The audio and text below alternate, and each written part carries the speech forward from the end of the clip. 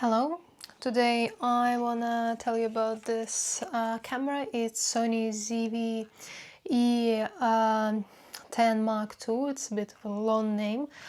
Basically, that's like vlogging camera, let's say. It's crop sensor, 26 megapixels. And this is primarily a video camera. It can take pictures. However, I personally don't really like the pictures from this camera. They feel a little bit too flat for me, and maybe it's just because I'm comparing it with my other camera, which is Sony α7R III. It's full frame 42 megapixel camera, so obviously the quality difference is quite big, and if you want just some pictures for your social media, it's fully enough from this camera, especially if you use good lens, but we'll talk about it a bit later. First, I want to tell you about the convenience of using it, as it's primarily a video camera and like vlogging camera. It has the flip screen, so you can film yourself, and it's convenient, and that's how I do my YouTube videos actually. Now I'm recording with Osmo Pocket 3, so the quality is going to be a little bit worse, but you might not notice so much if you don't zoom in. So this camera has the flip screen, which is really convenient. The motion isn't like, for example, you can tilt it up, but you can't tilt it down from here, which is a little bit restricting for me, but for the most cases of use, it's pretty fine. It doesn't have a viewfinder, so if you're shooting in the bright daylight, the brightness of the screen might not always be enough. However, the screen is pretty bright, so I didn't really struggle with that. It only becomes a real problem when you are trying to film a video and you do the focus pulling, so you do it manually, and if the sun is bright, you really need to see this detail with your focus, and then it might be slightly problematic. But I think for the majority of people who are buying this camera, it's not going to be an issue. The other convenient thing is that on top here it has a switch between photo mode, video mode, and slow motion. I use slow motion, and it's actually really good. I think it's 240 frames per second, but I'm not sure. I will write it on the screen how many exactly. However, I don't use it so often because the files are quite heavy, so I just don't do slow motion filming so much. Then the video mode, it films in log, so you don't have to go to the menu and switch to log and blah blah blah. And then if you want just pictures, and then you switch to picture mode, you can still film in this mode just by pressing this button, but the video is not going to be in log, it's just going to be in like standard setting. This camera gives you RAW images and JPEGs. Obviously you can do it in settings, whether your camera is going to give you both JPEG and RAW at the same time, or just JPEG or just RAW. I set it to simply RAW because then I can edit my photos as well, but like I said, I don't take many pictures with this camera.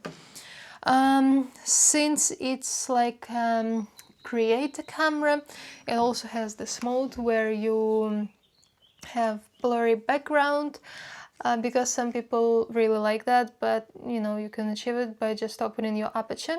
So that's probably if you just want something automatic and you don't really know how to achieve this blurry background effect.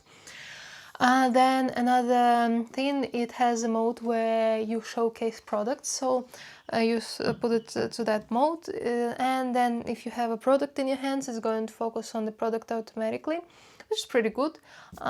So if you're doing reviews or you just like doing this kind of stuff, this is gonna be quite handy. But how smooth is this focus? I can't really say. It's not like the transition isn't the best, but out of the cameras from this category that I've seen, it's more or less the same as all of the others. I think if you really want a smooth transition of the focus, you need to do it manually, and if you are shooting yourself and there is nobody to help you, and let's face it, if you're just doing reviews, probably you're not going to do manual focus pulling, and the automatic camera mode is going to be enough for you. Then of course it has this wheel which I think it's for shutter speed, and then you can change ISO, and obviously your aperture is on the lens. The lens is interchangeable, so you're not stuck with only one type of lens, which is great. And since I already have Sony and other lens, I just use a lens from my full frame camera, of course.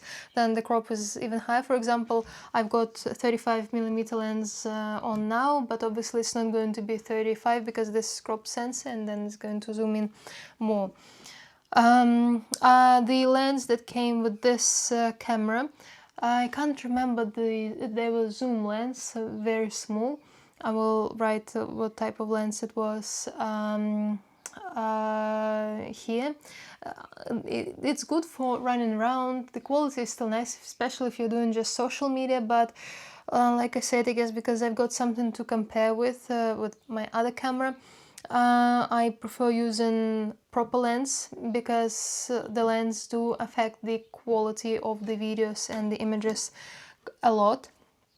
So I honestly don't use this lens, it's just somewhere in the box stored, but I think if I had to sacrifice something and I really needed to save space and weight, then yeah, I'd use this lens because it's still decent. Still, if you're doing it for social media, it's completely fine. Some people have problems with this camera overheating, and honestly, yes, it does overheat, but I noticed that it mostly overheats when you use lenses that are not exactly compatible. For example, with Sony lens, it doesn't have a problem. I can shoot for quite a while if the conditions are okay. The last time it overheated when it was really hot outside and it was in direct sunlight and it was filming for an hour straight without any breaks. It did overheat, but I think any camera would. And then the other time when it actually wasn't because of the temperature outside, it was when I was using Sigma macro lens. So it didn't really hold the pressure so well, and it overheated after probably like maybe 30 minutes of constant filming. So if you're taking pictures or short videos, it's okay. But if you want a long video with some lens that isn't meant to be, that isn't Sony lens, it might be a little bit stressful for the camera. That's why I'm trying to use it with Sony lens mostly, and I don't have problem with overheating after that. Then yeah, I will show you the examples of the videos that I took, because you know, the quality really depends on the lens, since like I said, I'm using good lens. For example, this one is Sony G-Master f1.4 35mm lens, and the other lens that I use is Sigma Macro 105, but I use it occasionally because of the overheating problem. And when you shoot videos with this lens, you can really see that the quality is really good. So if you want the best out of this camera, use good lens. For photographs, I will also show you example of pictures. For most people, probably if you're just using it on social media, it's fine. I don't really use my pictures in many cases other than just social media, but I just like a little bit better quality, because then you can zoom in, you can crop, you can edit it a little bit more. Sometimes when I don't really care so much, I still use pictures from this camera, or if I on purpose want the pictures to be slightly worse quality. For example, if my skin doesn't feel so good and I have some inflammations, I use this camera, and then they're not so sharp and noticeable like from the other camera, and I don't really have to edit anything because I don't like retouching, especially my own pictures. So yeah, it has its uses everywhere. Then also you can put the flash on top of it, and obviously shoot in the studio or outside, which is good, because I know that some cameras from this similar category from other brands, they don't have this option, and I feel like this really makes this camera a little bit more versatile.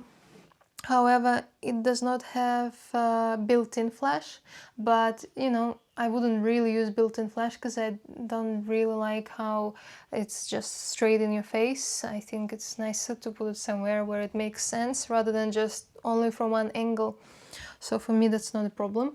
At the end of the day, I can just put speed light on top if I want flash in straight in the face. And the other thing I was just thinking recently, which I would actually want to hear your opinion about, because I do want to have some nice runaround camera for photographs, and I was thinking about Fujifilm X-T30, because the price category is kind of similar, and it feels like the size-wise and the weight-wise, they would be also pretty similar. So, but I've never shot with it, and I'm curious if you do have this camera, Fujifilm X-T30, or if you had it before. How do you like it? How's the image quality? I think it's primarily photo camera, not video camera. If I'm wrong, correct me. So I was curious if the photos and the colors are good, because I do like colors from Fuji, and that's why I'd like to try Fuji camera as well. But the thing is, I mainly have Sony cameras, so it's convenient to have a lens that I can use on all of my cameras. Let me know.